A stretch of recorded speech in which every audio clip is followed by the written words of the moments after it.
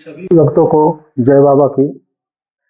आज एक बार फिर हम पंचद्वार बराड़ा धाम से आपके सामने उपलब्ध हुए हैं, उस आपके समक्ष आए हैं कुछ नवी जानकारी लेकर शिव और महाकाल के बारे में।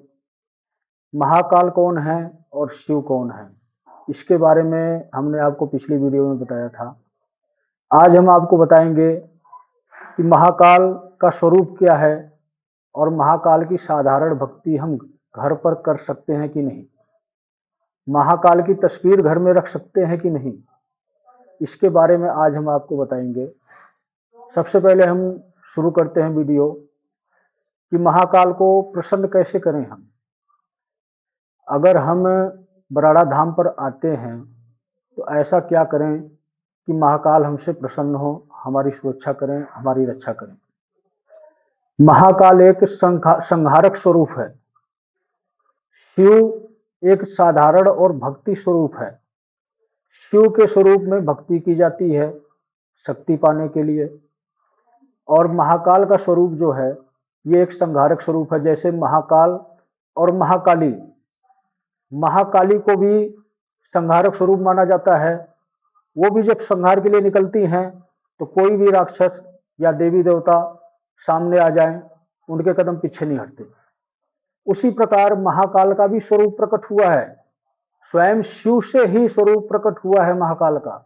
एक ऐसा स्वरूप, संहारक स्वरूप, जिसके आगे बड़े से बड़े राक्षस चाहे काल ही सामने क्यों ना आ जाए, मृत भी टाल देते हैं। महाकाल जिसके समक्ष खड़े हो गए, उसकी सुरक्षा उनका दायित्व होता है। उसके सामने काल खुद अपने कदम पीछे हटा लेते हैं। तो आज हम बताएंगे आपको कि उनकी भक्ति घर में हम कैसे कर सकते हैं। भक्ति करना बहुत ही आसान है।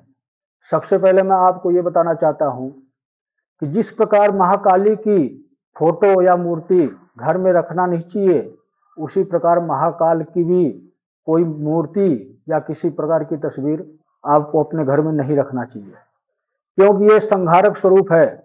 अगर आपके ये घर में रहेंगे तो इनकी ऊर्जा का तेज आप बर्दाश्त नहीं कर सकते, आपको भी नुकसान पहुंचेगा। इसलिए कभी भी आप महाकाल का स्वरूप अपने घर में ना रखें। आपको महाकाल की पूजा करनी है घर में, तो बहुत ही आसान विधि मैं आपको बताता हूं। आपको साधारण शिवलिंग ले आना है। एक साधारण शिवलिंग ले आए। आप तुलसी के पेड़ में, गमले में या जमीन में ही तुलसी के पेड़ लगाएं, वहां पर जो है शिवलिंग को स्थापित करें, कहीं भी जहां आपको सही लगे। बस आपको घर के अंदर शिवलिंग नहीं रखना है। आप वहीं पर प्रतिदिन जल चढ़ाना शुरू करें महाकाल के नाम से। बेलपत्र और पूजा पाठ की जो भी सामग्री है वो आप चढ़ाएं। वैसे तो महाकाल को भस्म जरूरी होती है, भस्म, गुड़, बेलपत्र और फूल और दूध दही, या कुछ भी इसमें दूध दही में से साथ में शहद रखें। ये आप प्रतिदिन शिवलिंग पर जल चढ़ाएं और एक माला महामृत्युंजय मंत्र की प्रतिदिन करें।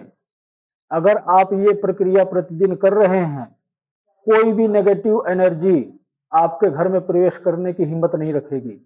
ये बिल्कुल साधारण भक्ति है, आपकी सुरक्षा का कवच है। स्वयं महाकाल आपके घर की सुरक्षा करेंगे, हमेशा हमेशा के लिए सुरक्षा करेंगे, जब तक आप ये मंत्र प्रक्रिया जाप करते रहेंगे और शिवलिंग पर जल चढ़ाते रहेंगे। जल चढ़ाने का मतलब महाकाल को स्वयं अपने घर में बुलाना, एक शिवलिंग स्वरूप में, उस स्वरूप में नहीं जिसमें वो संहारक स्वरूप है उनका। अगर आप भक्ति कर रहे हैं इस स्वरूप में, तो आपके साथ शिव स्वरूप में भी रहेंगे और जरूरत पड़ने पर महाकाल स्वरूप में भी आएंगे। वो आपकी सुरक्षा के लिए आएंगे। ये मैं बताया आपको महाकाल की भक्ति का तरीका, महाकाल को प्रसन्न करने का तरीका, जो कि एक अनूठा तरीका है, बहुत ही आसान विधि है। इससे पिछली वीडियो में जो मैंने आपको बताया था कि महाकाल की मंत्र द्वारा भक्ति कैसे की जाती है, 1.25 महीने की या 11 दिन की या 21 दिन की, वो महाकाल की भक्ति एक विपदा के वक्त की जाती है। विपदा का मतलब, अगर कोई व्यक्ति बहुत ही ज्यादा बीमार है, ठीक ना हो रहा हो, या कोई ऐसी प्रेत बाधा है जिसका निवारण ना हो रहा हो, उस प्रकार की अगर आप भक्ति करेंगे तो मृत शरीर भी वापस जीवित हो सकता है। साधारण भक्ति, आपकी घरेलू भक्ति जो है, ये बिल्कुल आसान विधि में आपको बताया हूँ आज। आप इसी प्रकार करें। खास करके यही ध्यान रखें कि आपको महाकाल का प्रतिरूप, कोई मूर्ति या फोटो अपने घर में ना रखें। आपने फोटो रखनी है, साधारण शिव की फोटो रखें अपने घर में। कभी भी महाकाल की फोटो अपने घर में ना रखें। शिव स्वरूप में घर में पूजा करें और शिवलिंग पर जल चढ़ाएं तो महाकाल को ही याद करके जल चढ़ाएं। मृत्युंजय महामंत्र का जाप करें तो महाकाल के लिए ही जाप होगा। सभी भक्तों को जय बाबा की। अगली वीडियो में हम कुछ और नवी जानकारी लेकर आएंगे जो कि शायद आपके जीवन में बहुत ही महत्वपूर्ण बने और आपके जीवन में काम आए, आपकी जिंदगी की राह आसान हो। जय बाबा की।